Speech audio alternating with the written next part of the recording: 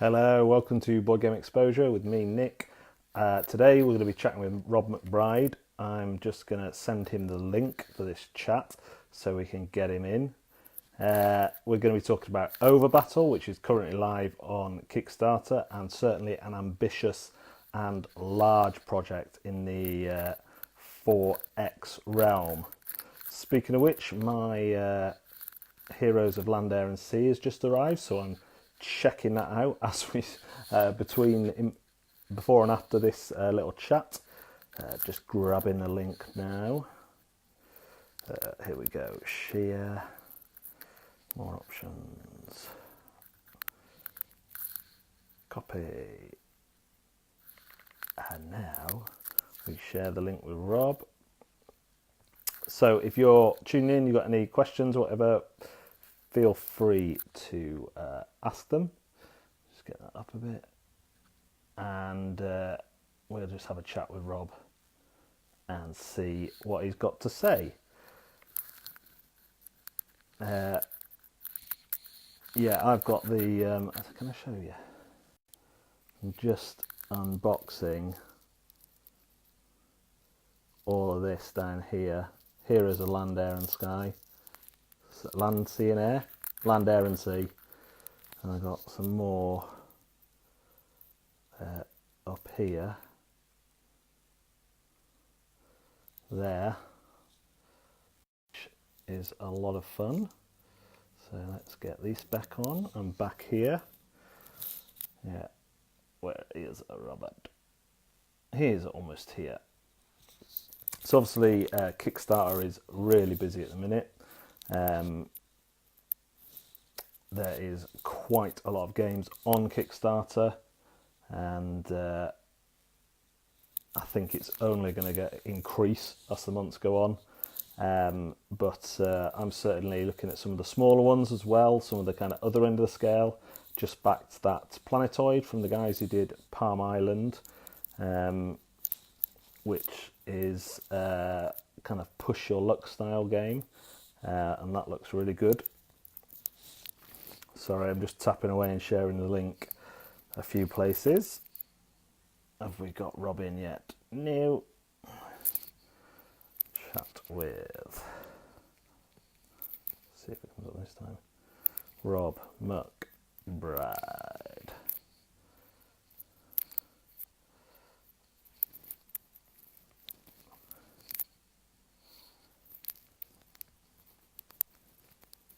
I'm hoping to get some software very soon that doesn't have to require waiting for people, and that we can have some waiting screens on and countdowns and all sorts of things. But until then, you just have my boring chat. Stupid thing, all my stuff is broken. Here we go. Let's add Robin. Coming in now.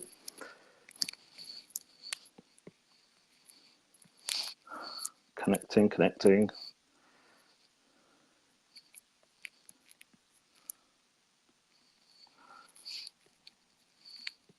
And he should appear any minute. Hey. Hello. There we go. Orientated the right way then. I'm good, thanks. Hey, Nick, how are you? Good. You did say horizontal. Yeah, it's okay. It's, well, Rob, welcome to Board Game Exposé. We're going to have a short Thank you so much. chat and get some of the details, particularly on OverBattle. But first of all, tell us a bit about yourself and gaming. Sure. I am. I'm here in the U.S. I am in Arizona. Arizona, of course, is known for the Grand Canyon, but that's like a 5-hour drive away. So it's a long. Yeah, it's a big state, huge state. So I'm out in Arizona. I'm born and raised in Indiana by a little racetrack that some of you folks might have heard of called the Indianapolis 500. Yes. So that was my home ground for the longest time. I'm a board gamer. I'm a war gamer. I am a traditional dyed-in-the-wool, heavy war gamer. OverBattle's not a heavy game. Yeah. It looks heavy. It's big, but it plays like a medium weight. But the That's me. That's Okay. sort of my backstory. I was an IT guy Right. for a long time, and I owned an agency for over a decade, and have sold the agency to start a gaming company. We've got a few projects Okay. in the works, and this was our first, and it's Yeah, pretty that's big. So one thing that kind of stands out about it. Right, just get rid of this. I've just been sharing it on some other channels as well. One thing that kind of stands out is the nice. size, and this is your first project as well. Yeah. So you've gone big. Yeah. Yeah, First yeah, public project. Yeah. yeah. So Real can you big. give us some a kind of overview of the game and obviously the scope as well, and what makes it a new kind of 4X experience? Sure. Let's talk about the size. Let's dive right into the size part. Um, we have 1,000+ pieces. There's 1,024 total parts in the box. So that's a big thing. The physical size of the board is 6 feet long Wow. by 30 inches wide. And while initially that Yeah. sounds like it's huge, right? It fits exactly on a pop-up. It's exactly on a pop-up Okay. table, 6-foot pop-up table. So there's no issues there. If you don't have a big 6-foot table, $40 pop-up table, and you're good to go. That being said, we did put the board in modular sections. So Okay. it comes in 4 sections. Let me grab one here. And the pop-up table's not. So you got Oh a yeah. fourth. Okay. And it's mat. It's a mat. Yeah. It's a mat. Yep. So you've got 4 sections. I'm Yeah, holding no my worries. phone, so I apologize for that, Nick. Yeah, 4 sections, and so each section provides Okay. modularity, provides for ease of access, and as you change your player count, you can change the Okay. size of the board. So a 2-player person just plays on 2 sections of the board. If you're going to play a 2-player game, and then it's only Yeah. 36 by 30. It'll fit on a bistro table at 36 by 30. So 2 sections get you halfway.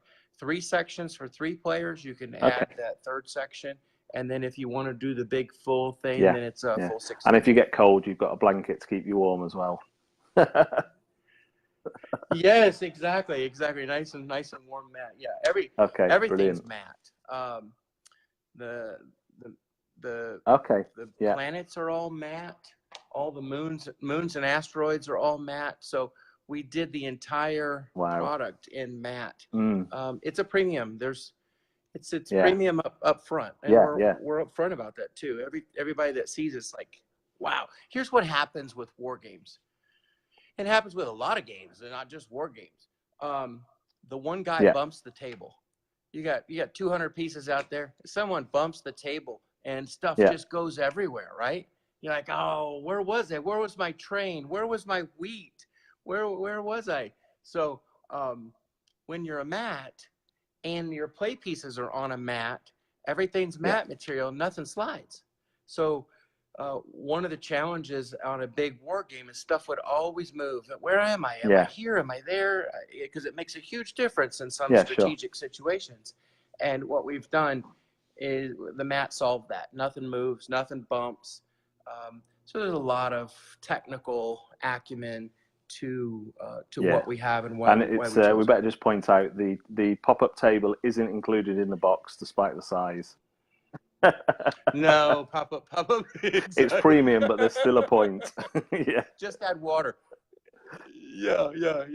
If I could get it to a pill where you just drop it in some water and it poof, like a sponge, big sponge table. Hey, that's a new product. And we should work together. What I've noticed recently, particularly with the 4X genre, is there kind of been a move in the last, I say, year or so to kind of make it quick, an hour long, with the full 4X experience. And like some games would claim this and not quite get there, with card games and stuff.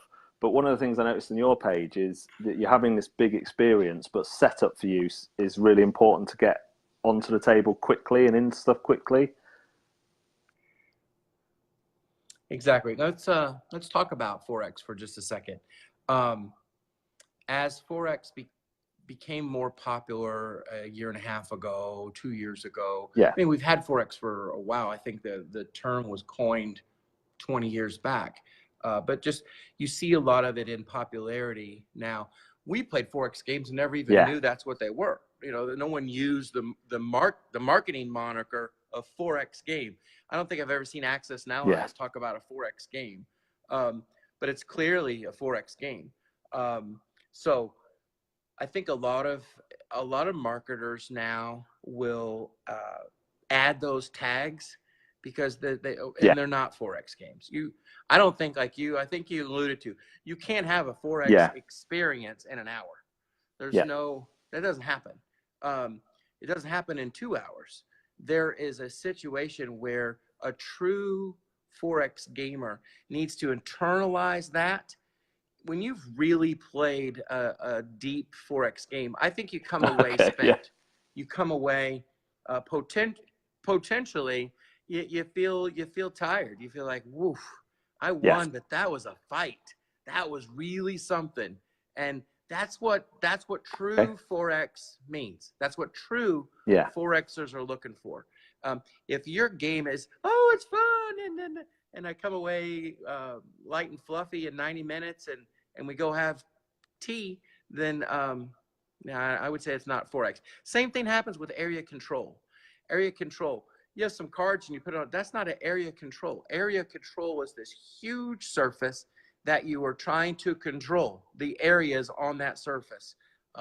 So we have a lot of misnomer in marketing now. It's the wild, wild west. You know, lots of people are jumping into the gaming world, and so there's that. That's just my opinion. 4X, you need to come away invested in your game. It needs to deliver something that you can feel it. If I'm not tired when I'm done, then I didn't play a good game. I didn't play one of those games that really puts me in. We do play at an hour a player. So I had the Dukes of Dice from the Dice Tower Network play in at Empire Board Game Library in Albuquerque, New Mexico. And we played an entire game, and it was their first time playing OverBattle in 2 hours and 45 minutes. That's smoking fast. And so for a 4-player, 1,000 people, 8 feet, you could play under 3 hours. That's super smooth. That speaks a little bit to the dynamic of how smooth the game is. However, me and my guys, when we're developing it, we play in 3.5, 4 hours. So we factor an hour a player. At conventions, I've been at conventions all over the country, and most people will give us 3 to 4 hours, and that first time through with the walkthrough and stuff like that, they may not quite get finished. However, they come away fulfilled. It's one of those. It's just an odd. OverBattle is, there's so much there that you think things can't be created new. They can. There's still new stuff out there. You just have to be open and supportive of folks that are bringing the new, and check it out. And I think people will come away, whether it's me or some of the other new designers, you're gonna come away with a fresh take on gaming. I get a couple trade magazines every month, right? Because I'm a game designer, and every game looks the same. There's so many games out there, the same muted colors, the same, let's put a board, let's surround it by 8 other little sideboards, let's put some cards down on the table. And we've gone away from pieces. It's very common now to have little wooden blocks, little wooden meeples, little wooden, this means that, and this means this. And for me, a true experience, you need to have a piece that's representative of the piece. If it's a tank, it looks like a tank. If it is an aircraft carrier, I'm a military guy, right? So if it's a mech, it's a mech. This little wooden block stuff for me just doesn't deliver. But opinions are like belly buttons. You do see a lot in the kind of upgrade market and customization market of people now going for realistic resources or shaped resources. So there would seem to be, like, if people think the game is, you know, deserving. I mean, even with Wingspan, which was done fantastically well with the eggs and the dice tower that was a bird box, even there, people are going to 3D print their tokens so they're not cardboard because they want them to be. And so I think it, you know, is one of those things, and developers do try and, you know, obviously meet that to a degree, but then they've got the other side of the cost, I guess. But you've obviously, one thing again, one impressive thing is going big for you just seems to be the whole ethos, because your prototypes look amazing. How did you how many prototypes have you got out there, and how have you gone about getting them to this point? Thank you. Let's let me chat on that that process of the aftermarket real fast, because like you're exactly right. It is in our fabric. It's the way we built the game to be all inclusive from the beginning.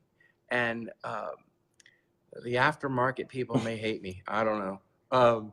But our containers are locking lid containers. Yeah. Where are they? There they are, right there. Locking lid containers.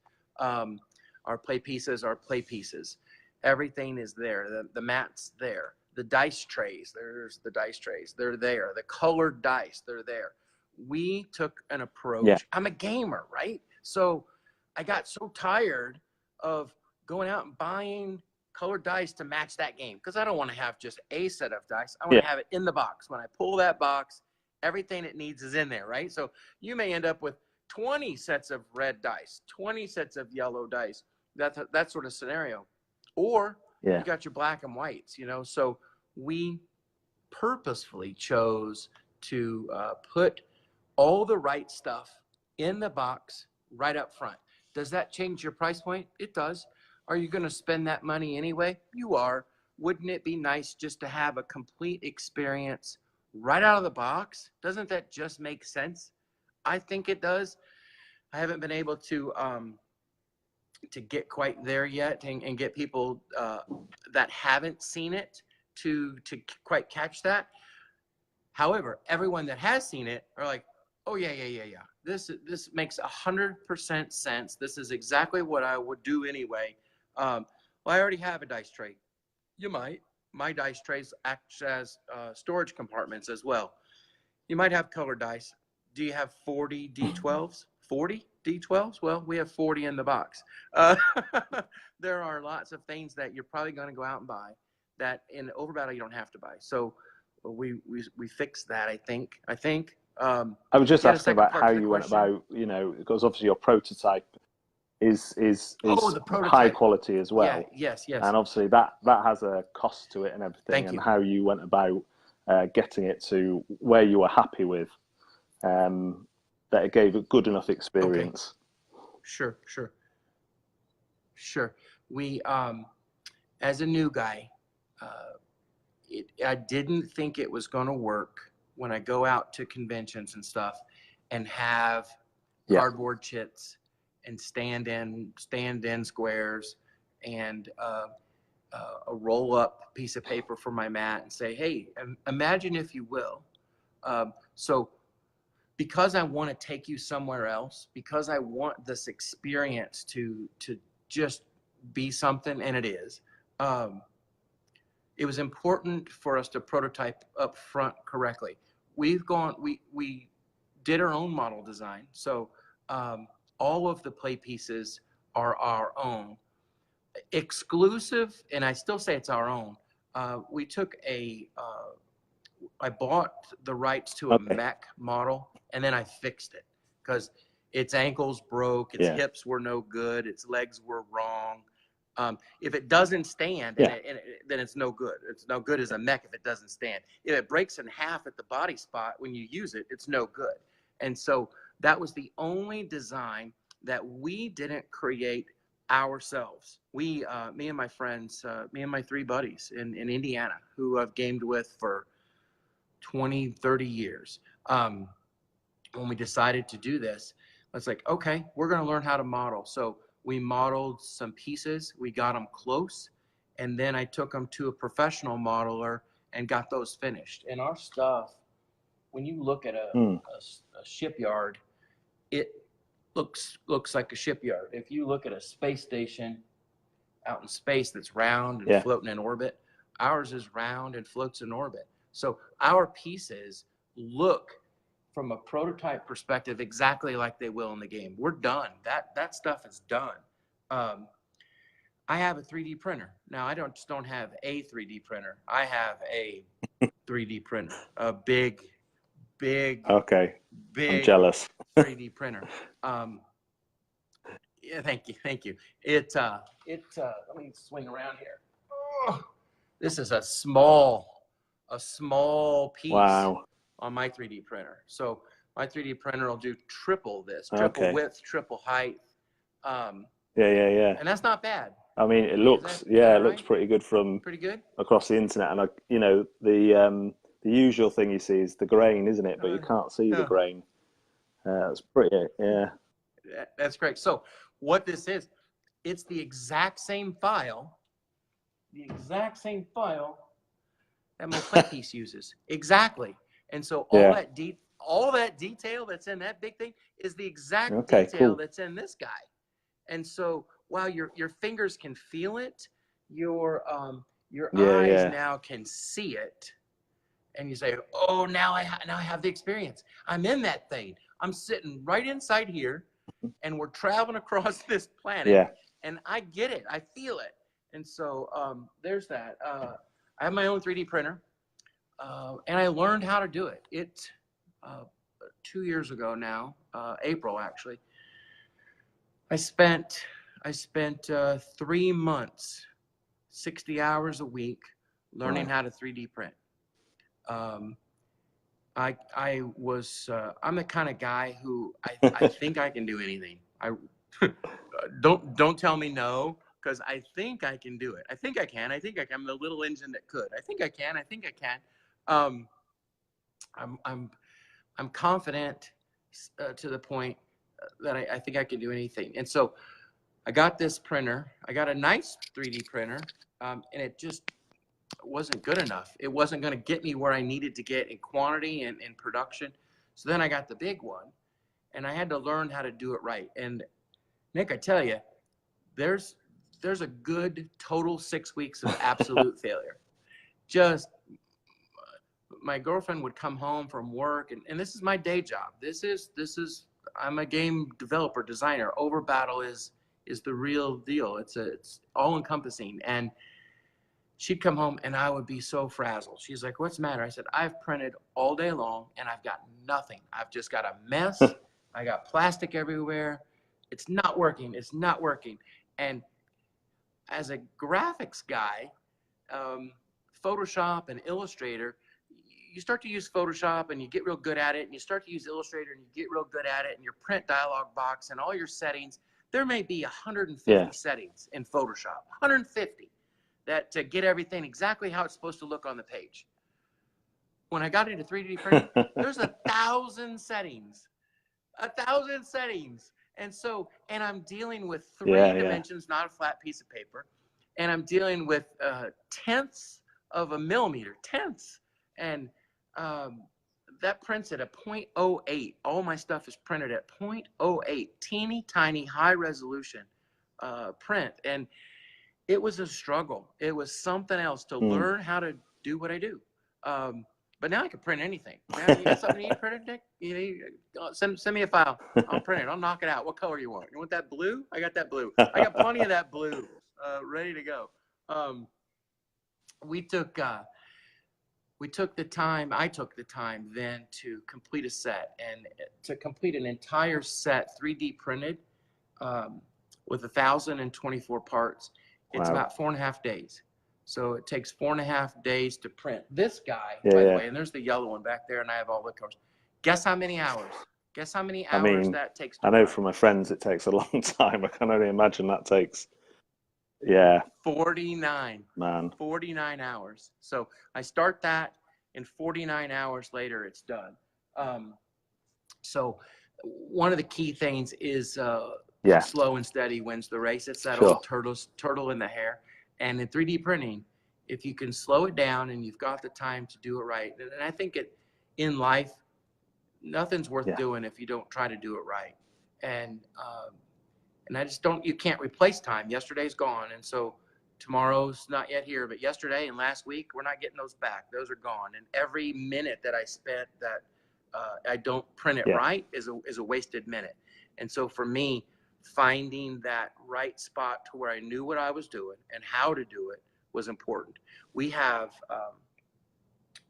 14, I think, actual printed sets, and they take 4.5 days a box. It takes 23 days a set to print one game. And so that's 11 months of 24 hours a day printing, 11 months to create 14 sets. So when reviewers are like, just send me a copy, dude, these are, you're at $500 a pre-production set. And if you were try to produce what we've done from scratch, it's significant things. It's production quality. I've had folks come by the booth, come by and see it. The Browen brothers just did a podcast last week, and they said, I can't believe how that looks. And it's just a prototype. And what my goal, when you come to the booth and you see us and you come to one of the events, I want you to go to absolutely immediately become immersed in what is this? Look at this. Wow. And I couldn't get that wow factor with chits. I couldn't get it with cardboard. I couldn't get it with half done models. And those that have met me and know me, they say, dude, I get it. I get it now. I see the vision. I see where you're at. And thank you for noticing that even at the prototype level, it's something special. And it's 100% playable. It's 100% playable. There's nothing's fake. I mean, it's the same thing. This exact set, hell, I don't know who's had it. We've been at so many conventions. That's probably been played 800 times. I guess particularly when I was doing more previews, I saw lots of prototypes, and the range in them is staggering. And you learn who have the good prototyping systems, and you know, doesn't mean we wouldn't look at it, but it does make a difference for your kind of how engrossed you are in the game, for sure. So you've talked a little bit about time. How long has OverBattle been with you? Where did it, come from originally? How long? Good question. 2 years in development for the actual game. I would say, what, 100 billion years? 100 billion years?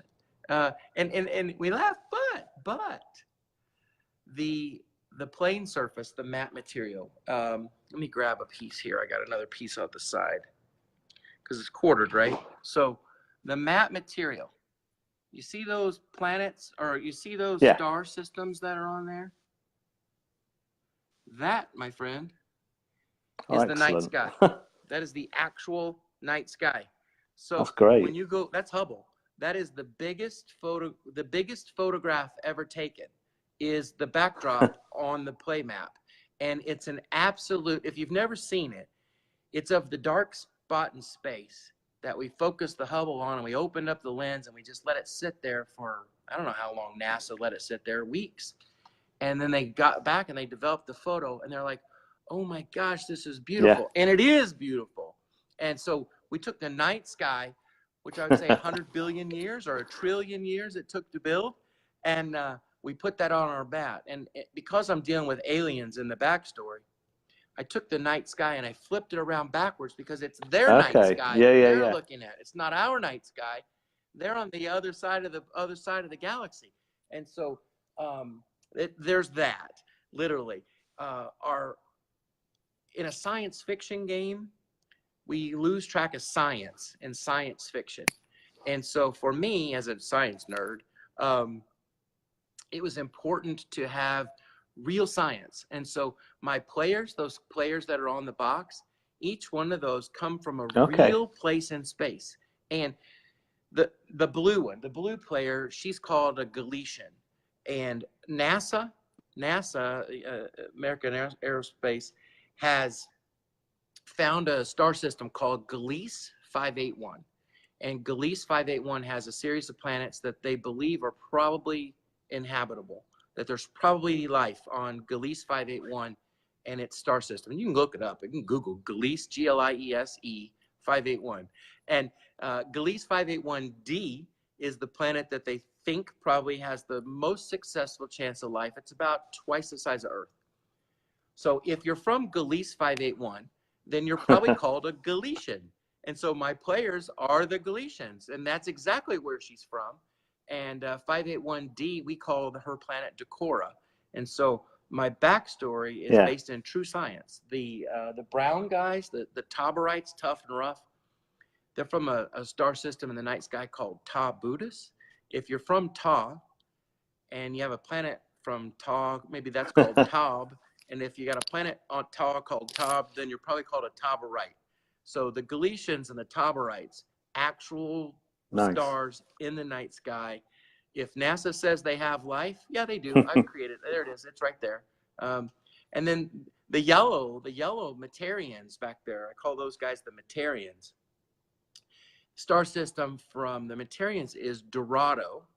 And Dorado, if you're into your history, your Mexican history and Mayans and Aztec, I'm not sure which. El Dorado is gold, and El Dorado gold. Well, then if they're from Dorado star system, then that's the reason they're golden color.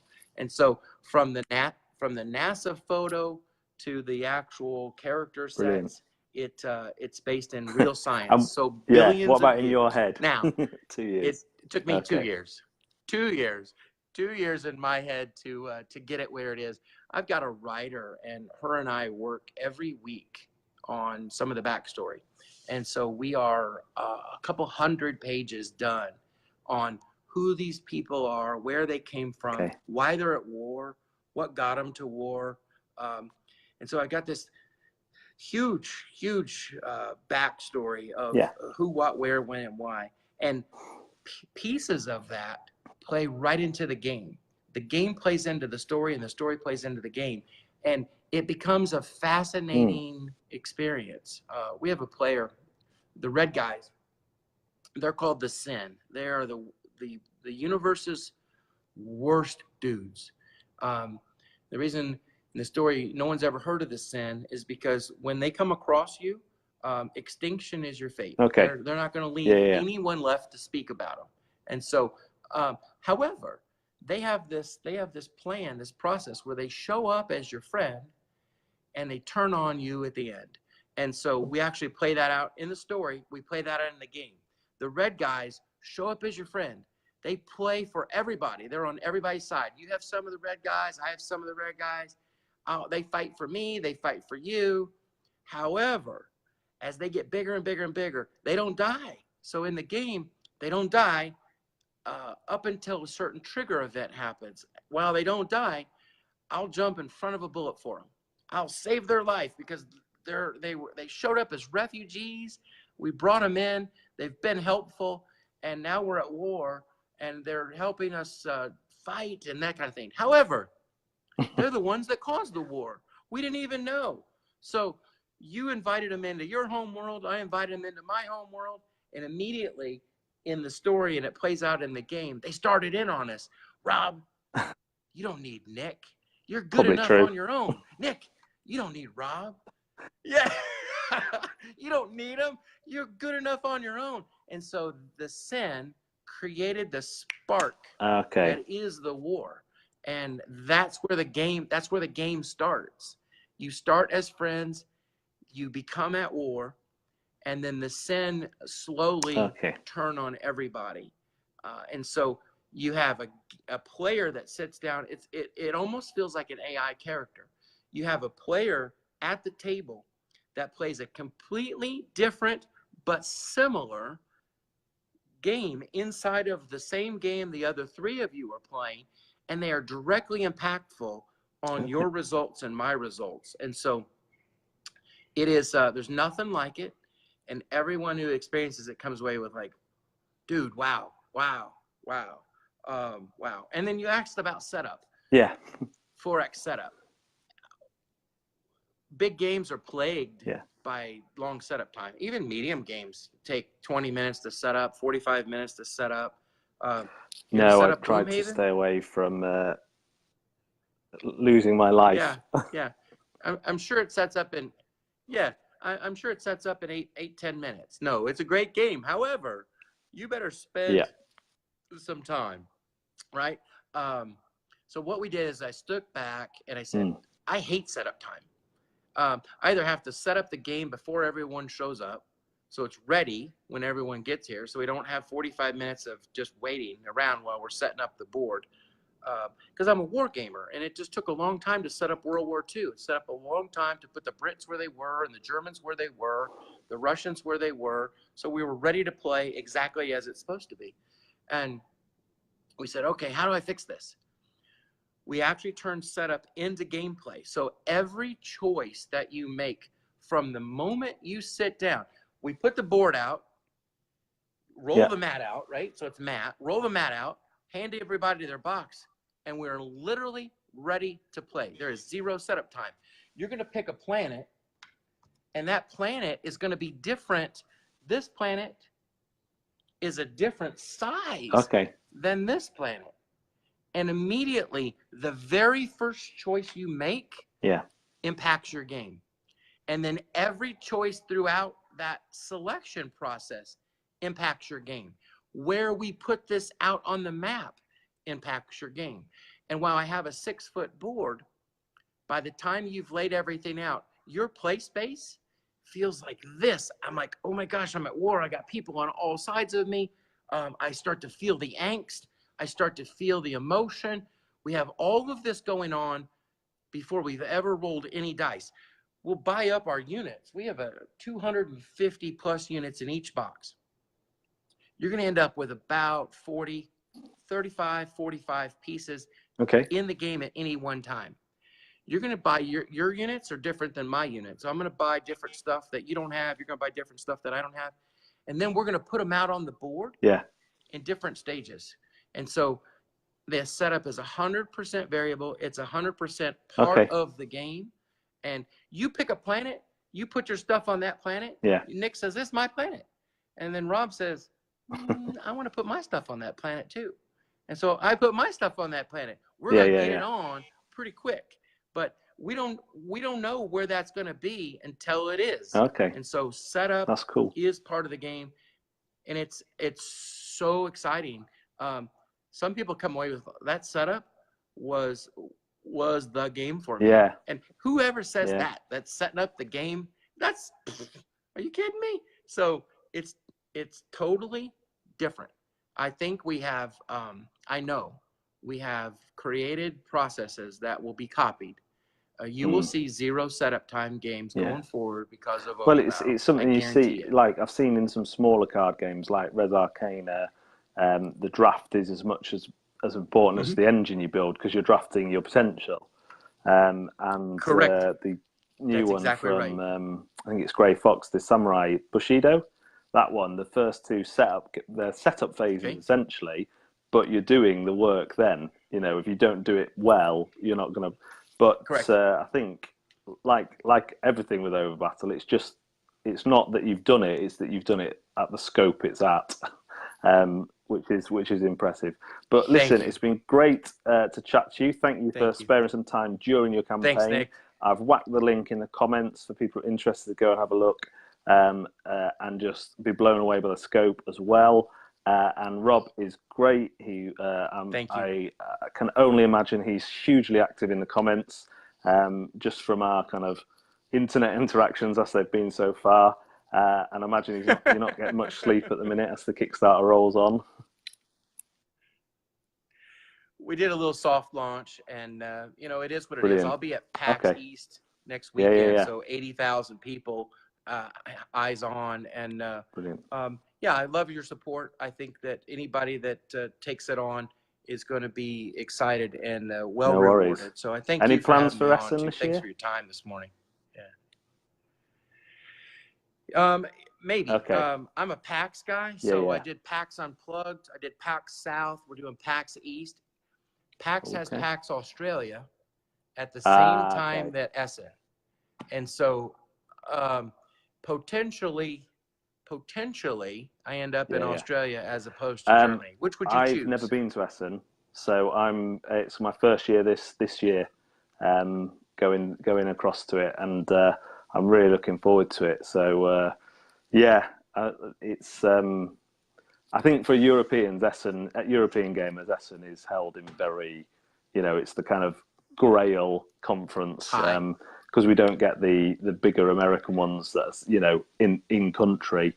But yeah, so it's the one that everyone asks. But we've got some great ones in the UK. But obviously, to get that kind of amount of people, that amount of halls, I think they're up to 6 halls at least now of games going on. But I'm going with a company, which I'm glad, so I don't have to worry about spending too much time walking around buying games and then shipping them home for a ridiculous amount of money. Nice. Yes, nice. Of course. We have Gen Con. Gen Con here in the States is our Essen, and it happened to be the first conference that we ever showed at was Gen Con. We started at the top, and but yeah. So Essen. Well, if you do, come and say hello, we'll see. We'll go get a beer in a nice tankard somewhere. Brilliant to talk to you. Nice. Thanks very much, and thanks for everyone watching. Sure.